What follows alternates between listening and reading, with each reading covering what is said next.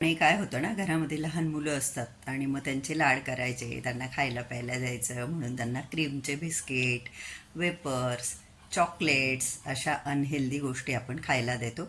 आणि नंतर ते मोठे झाल्यावर आपण त्यांना सांगतो की नाही बुवा, हे चांगलं नाही, अनहेल्दी खाल्लेलं आपल्या शरीरासाठी नुकसान करणार आहे. परंतु त्यांना आपण दोष नाही देऊ शकत, कारण त्यांना सवय लावणारे आपणच असतो. म्हणून आपण जर त्यांना लहानपणापासूनच जर सवय नाही लावली अनहेल्दी खाण्याची, तर ते खाणारच नाही.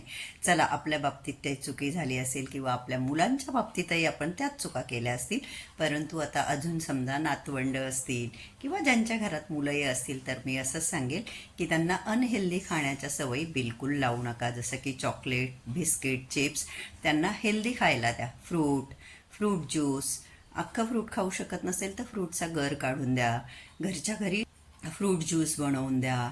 त्यानंतर आपली डाळ भात असेल किंवा मग रव्याची खीर असेल, गव्हाची पिठाची खीर असेल, त्याच्यामध्ये गुळाचा तुम्ही वापर करू शकता, खजूरचा वापर करू शकता, किशमिशचा वापर करू शकता. अशा हेल्दी गोष्टींची सवय जर आपण त्यांना लहानपणापासूनच लावली, तर नक्कीच त्याचा त्यांना बेनिफिट होईल. हो की नाही?